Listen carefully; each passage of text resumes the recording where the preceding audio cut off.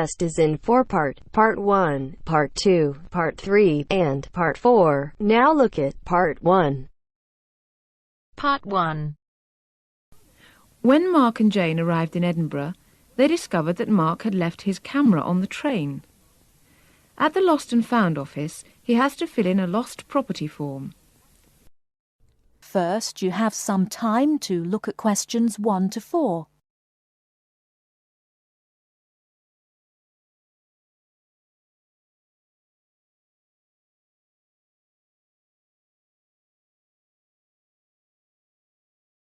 Now we shall begin. You should answer the questions as you listen, because you will not hear the recording a second time. Listen carefully and answer questions 1 to 4. Good evening, sir.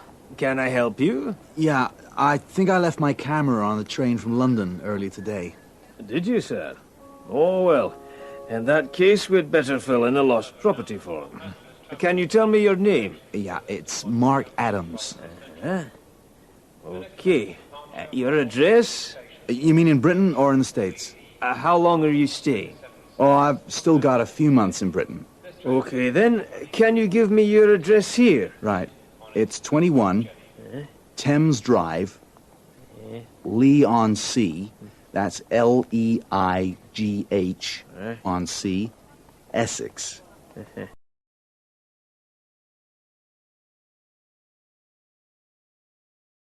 Before you hear the rest of the conversation, you have some time to look at questions 5 to 10.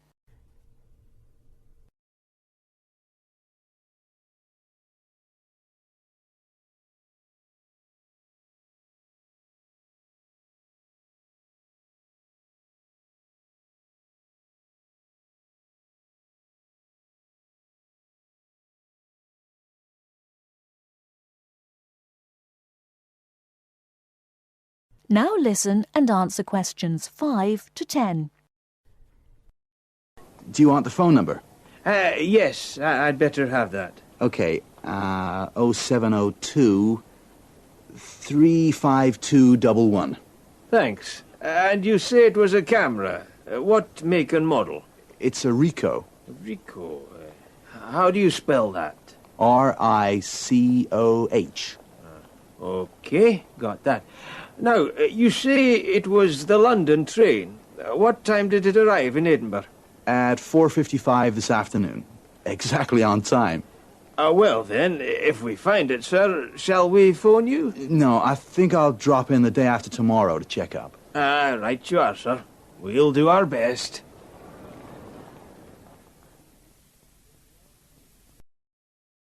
That is the end of Part 1.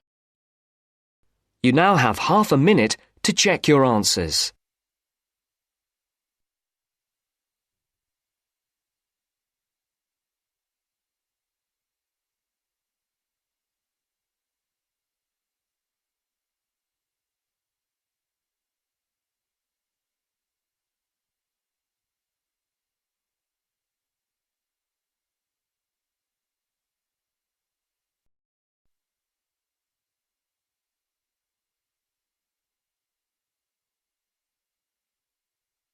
Now turns to Part 2. Part 2. She's going to talk to us today about the pleasures of running her own business. First, look at questions 11 to 14.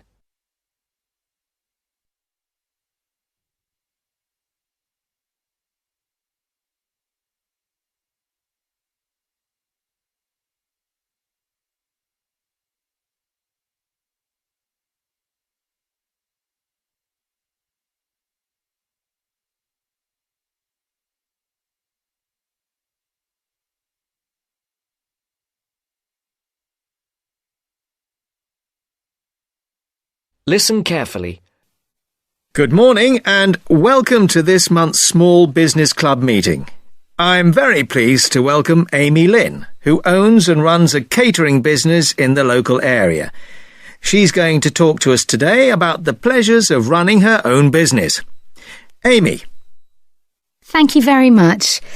Now, I started my business 2 years ago, selling very high-quality ready-made meals using all organic ingredients sourced from the local area. And I have to say, it has been the happiest time of my life, with sales doing extremely well. I've had to work very hard, and this has meant a rather limited social life. But I really value the fact that I'm my own boss, and I can decide what I do, when I think I'm ready to try something new and creative, and when to continue with what I'm doing, and so forth. Now, I got the idea to produce these dishes when I was visiting a local supermarket, and I looked at what was on offer in the ready meals section. Lots of low-quality, unhealthy packs. And I thought, I could do so much better. I discussed it with friends. Some of them thought it was a great idea, and others thought there wouldn't be a big enough market for such expensive products. But I went ahead with my idea anyway. And, as I say, it's been very successful. At the moment, I employ 2 people, one to help me with the actual preparation and cooking, and the other to work on the financial side, doing invoices and accounts and marketing. My business is expanding, but I'm not ready to employ anybody new just yet. At the moment, I'm negotiating with a local organic farmer who would like to sell my meals at his farm shop. We've already agreed that I will sell in his shop in the new year, but I just don't know how much. It probably won't be enormous. My sales in total at the moment are only about £7,000 a month, and at least for the next few months, I don't plan on increasing that. I think the thing which will make me take on new staff is if I just feel too exhausted and stop enjoying what I'm doing. And plans for the long-term future are a little vague at the moment. I've been thinking that in a couple of years' time, I'll start to sell on the internet. My sales will increase quite a bit. I won't advertise because that might mean I would expand so fast that I couldn't continue to use all organic ingredients, and I'm very anxious to go on doing that. But I think I'll need a bigger kitchen and packing area, otherwise we'll get very cramped. Before the broadcast continues, look at questions 15 to 20.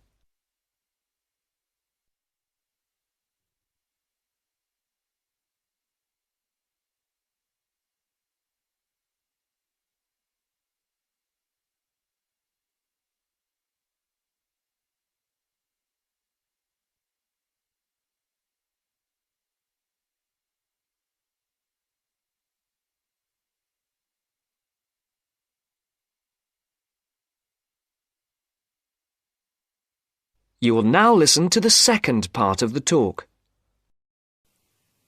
Now, I've emphasised how much pleasure I get out of running my own business, but of course, one of the quickest ways to lose heart is to try operating without sufficient capital. So, in the second part of my talk, I want to share with you how I got enough money to finance my business. The most significant part of my capital came from a grant from the Small Business Agency, or SBA, as everyone calls it. And this is how you go about getting it. The first thing you have to do is to draw up a business plan. Now, don't make this too long and complicated. I would say it should just be up to 2 pages in length. I've seen some people's efforts go up to 10 pages. Well, frankly, I don't think anyone will read it if it's that long. The next thing is it's worthwhile getting it checked. Now, don't rely on an accountant for this. Your best bet is to go to your bank and get them to look through it. Only if they're happy should you go ahead with your application. If all is well, then you should finalise your submission. Then your next step is to send it to the SBA. Now, they advise you not to do this by email, but by post. However, they say this situation might change in the near future. So, when the SBA receive your grant application, they'll judge whether your business idea is interesting, that is, likely to benefit from their grant. If they think it's good, they'll invite you to interview. And then the successful candidates can get a maximum of £20,000. I got £18,000, which wasn't quite the top amount, but still enormously useful, as you can imagine. Now, if there are any questions, I'll be happy to answer them. That is the end of part 2. You now have half a minute to check your answers.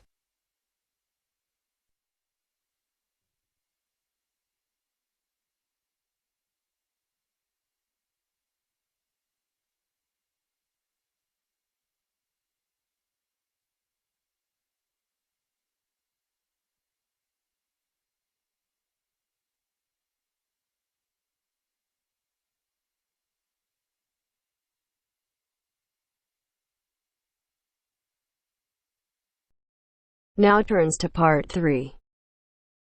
Part 3. You will hear a conversation between two students who will discuss a project they're working on together. You have 30 seconds to look at questions 21 to 27.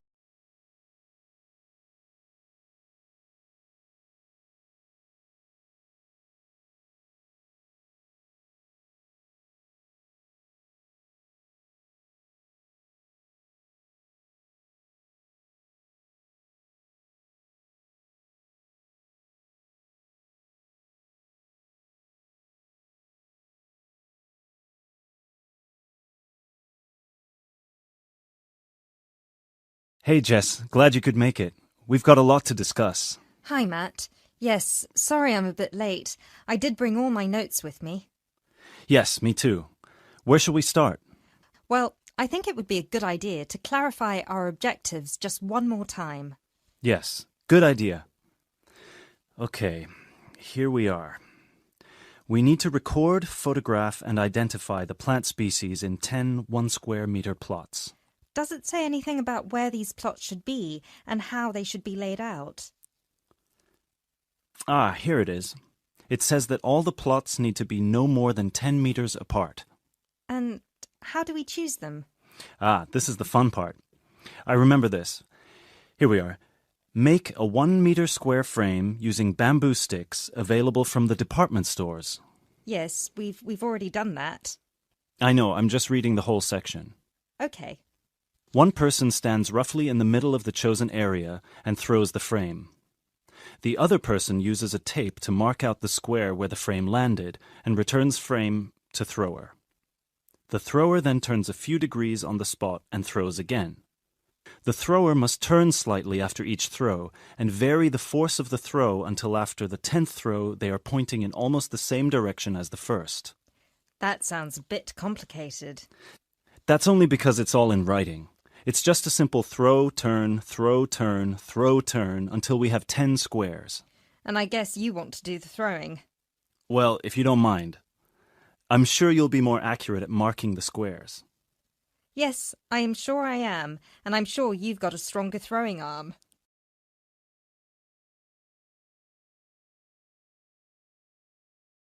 You now have 30 seconds to look at questions 28 to 30.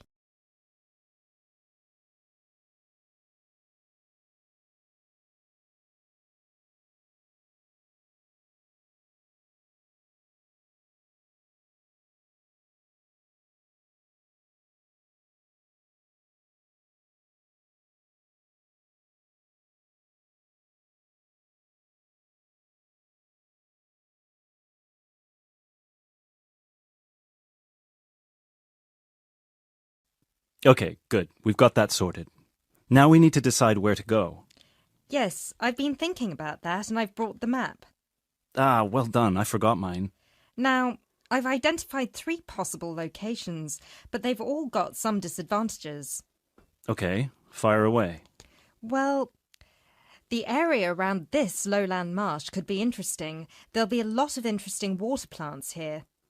Looks good, but what's the problem? Mainly that it's already a designated nature reserve, and I think there's already been a lot of research done here. Ah, I see. Well, I'd rather do something that's new and can be useful. I agree. That's why I identified this area further west. See, here, behind the beach. Oh, yes, I see. That area there, where it's flat, but quite high. Exactly. If you look a bit further inland, you'll see that there are hills which will protect that area from strong north winds. I see. Excellent. But what's the problem? Just that it may not be very interesting. We know that the geology there is not conducive to a wide variety of plants. I agree. So what's your last idea? Well, I think this one is a bit of a winner, although I did want to show you the other two. Look up here, on the north coast.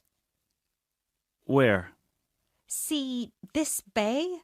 Well, I know that there's been quite a lot of studies done here, but a bit further to the east, behind this headland. No one has ever looked at that. Well, I certainly couldn't see any studies. That is interesting. And the plant life could be a bit different because of the shelter from the wind the headland provides. Exactly. Brilliant, Jessica. That's a great idea. We'll go there. Thanks. Now all we have to decide is when is a good time. That is the end of part 3. You now have half a minute to check your answers.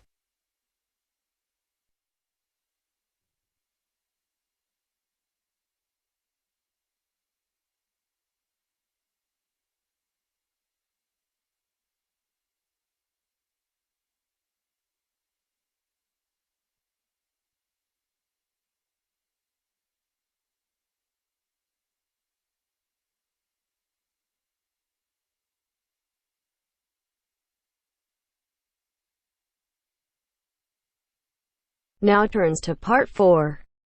Part 4.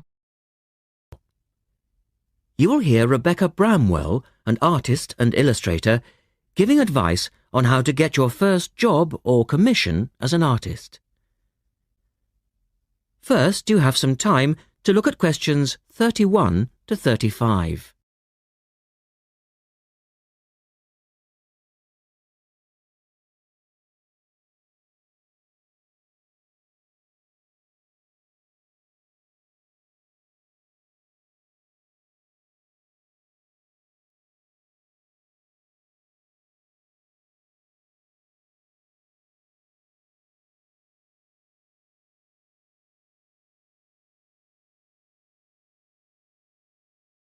Now listen carefully and answer questions 31 to 35.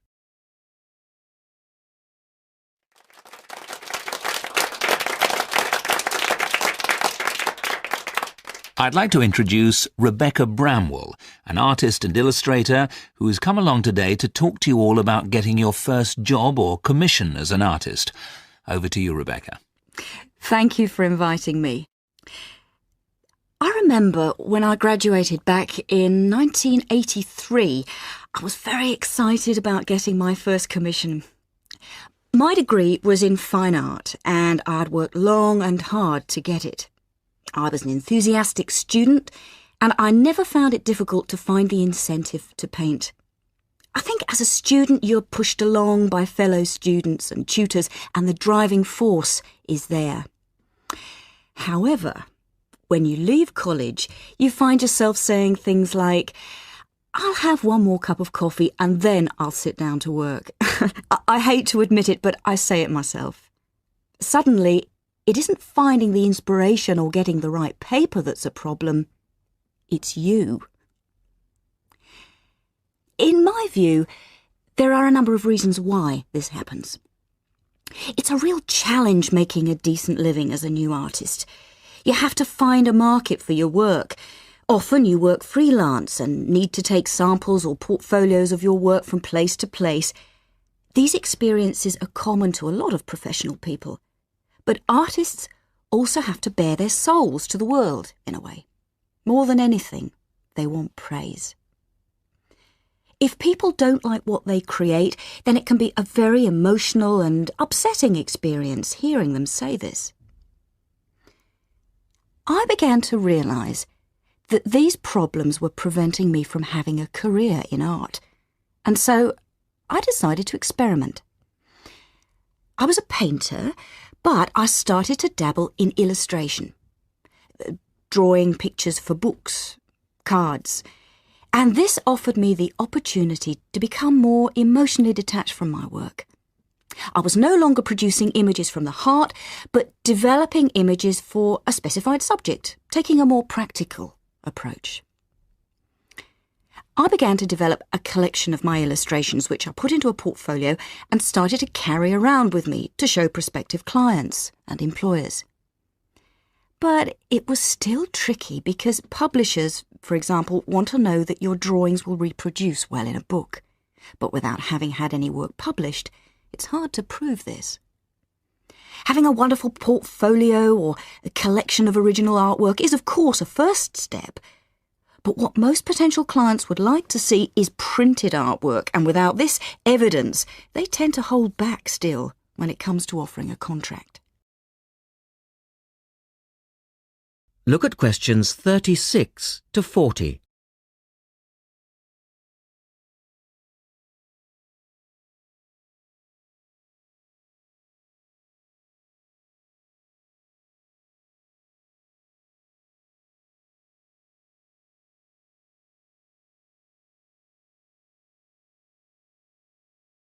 Now answer questions 36 to 40.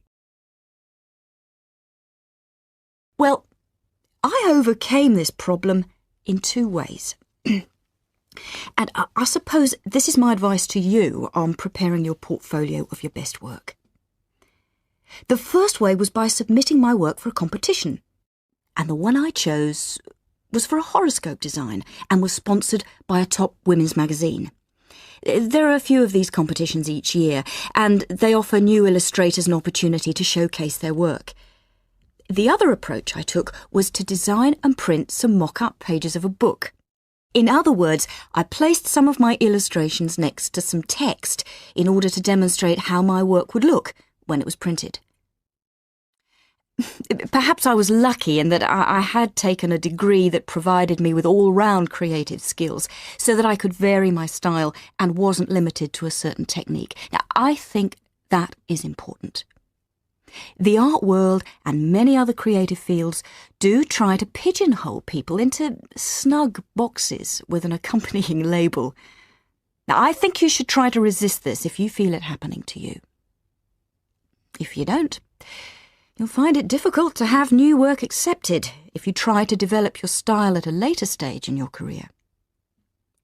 Nevertheless, when you start out, and particularly when you're going for an interview, it's important not to confuse people by having a lot of different examples in your portfolio. One remedy for this is to separate your work into distinct categories. In my case, I did this by dividing my design-inspired illustrations from my paintings. It's then easier to analyse the market suited to each portfolio, such as magazines, book jackets, CD covers, etc. Working under two names is also useful, as it clarifies the different approaches and offers a distinction between them. I think it's been hard for artists to be recognised in anything other than the pigeonholes that they've been placed in. But luckily, these barriers are slowly being demolished. So I really do wish you all the very... That is the end of part 4. You now have